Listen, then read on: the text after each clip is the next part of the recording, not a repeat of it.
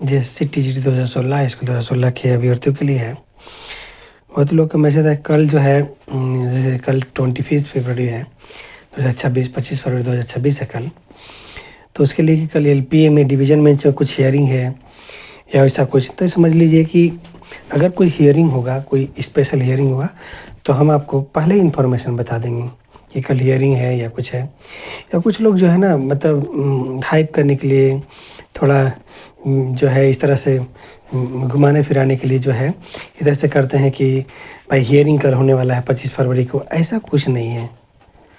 कोई भी केस अगर फाइल होता है तो कुछ डिफेक्ट रह जाता है, कुछ हो जाता है, कुछ पेपर इनकम्प्लीट रहता है, तो वो डिफेक्ट दूर करने के लिए कल जो है उसका अपना हियरिंग है। मतलब जो JSC है जो केस फाइल किया है डिवीज़न बेंच में, LP जो फाइल किया है वो अपना के लिए किया है, बाकी के लिए उसका कोई लेना देना नहीं। इसमें स्टूडेंट्स का या किसी का कोई रोल नहीं है, ये समझिएगा, कोई रोल नहीं है। और जो भी उसका हियरिंग होता है या जो भी होता है उस पर ऑलरेडी नज़र रखा हुआ है।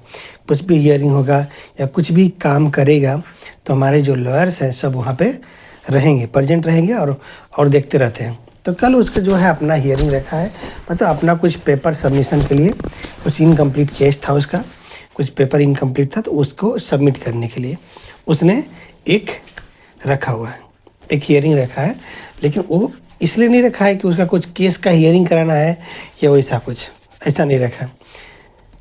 दूसरा एक बात और समझ लीजिए कि जब तक वो केस का हियरिंग नहीं कराता, मतलब प्रॉपर में केस का हियरिंग नहीं कराता, तब तक वो केस का हियरिंग नहीं है, तब तक वो स्टे नहीं लिया है।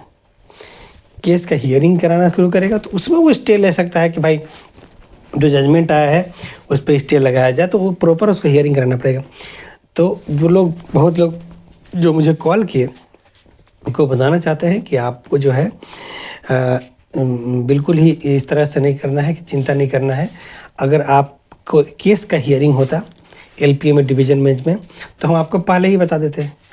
सिंस ये क्या होता है, कोई केस का डिफेक्ट, कुछ पेपर इनकम्प्लीट, उसके लिए जब होता है तो वो इन्फॉर्मेशन के पेपर सबमिशन कर रहा है, पेपर वो करे, अपना केस का कर सकता है, लेकिन केस का प्रॉपर हियरिंग नहीं। फिर भी हमारे लॉयर जो है इस पे नज़र रखे हुए हैं। तो कल जो 25 फरवरी 2026 को हियरिंग है वो कोई स्पेशल हियरिंग नहीं है, कोई हियरिंग ही नहीं है। वो अपना केस का डिफेक्ट दूर करने के लिए, ताकि वो केस प्रॉपर में लाइन पर लाइन अप हो जाए, उसके लिए है। और साथ में हम लोग को ये भी पता है कि हम लोग जो सभी जो पिटिशन्स हैं वो जो है कंटेम्प्ट ऑफ कोर्ट फाइल करने वाले हैं, तो उसका भी इफेक्ट पड़ेगा।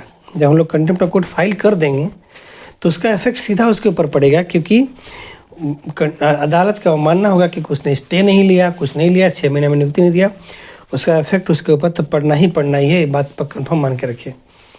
हो सकता है उसके डर से वो हियरिंग शुरू कर दें, तो वो भी हमारा कंटेम्प्ट में भी केस चलेगा और डिवीजन बेंच में भी केस चलेगा, दोनों जगह केस चलेगा, कोई इधर उधर की बात नहीं है। अब कुछ लोग मान लीजिए कि कुछ लोग व्यू जो जी ऐसा बनाप शनाप के लिए बनाते रहते हैं कुछ चीज़, तो उसके लिए आपको परेशान होने की ज़रूरत नहीं है। हम बताना चाहते हैं जो भी चीज़ अपडेट होगा आपको प्रॉपर में मिलेगा। और केस को क्लोजली मॉनिटर किया जा रहा है कि LPA में डिवीज़न बेंच में क्या कर रहा है, क्या नहीं कर रहा है, कैसे उसको हम लोग मॉनिटर करेंगे वो भी। और साथ में जो है अभी तक स्टे नहीं लिया है तो कंटेम्प्ट ऑफ कोर्ट के लिए जो है उसके लिए भी पूरा तैयारी चल रहा है कि मार्च में हम लोग कंटेम्प्ट ऑफ कोर्ट फाइल कर देंगे उसके ऊपर, अदालत का माना का केस फाइल कर देंगे, उसके ऊपर केस दायर हो जाएगा और उसका हिसाब चालू हो जाएगा। तो ये समझ लीजिए कि 25 फरवरी को उसको केस किया है, वो कोई स्पेशल के लिए नहीं किया है। ये मत समझिएगा कोई स्टे लेने के लिए केस कर दे, या कोई उसका हियरिंग नहीं है, बल्कि उसका केस इनकम्प्लीट था, कंप्लीट के लिए कुछ पेपर सबमिशन के लिए वो कल रखा है। ठीक है, और बाकी अपडेट आपको मिलेगा। और सभी जितने भी पिटिशनर्स हैं उन सभी लोगों को बोलना चाहते हैं कि आप कंटेम्प्ट ऑफ कोर्ट में ज़रूर पिटिशनर्स बनिएगा, ज़रूर पार्ट लीजिएगा।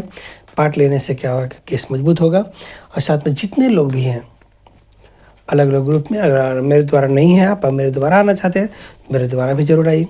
और एक चीज़ हमेशा याद रखिए कि मेरे द्वारा जब आप केस में होते हैं तो आपको सिर्फ एक जो फीस होता है केस का वो फीस लगता है, बाकी एक्स्ट्रा फीस नहीं लगता। बहुत लोग क्या करते हैं कि आवेदन जमा कराने के नाम पे 12-12 हज़ार रुपये लिए हैं, तो बहुत ज़्यादा उस तरह से आपको मोनोपुलेट करते हैं ताकि आपको लगे ना कि भाई वही सही कर रहा है।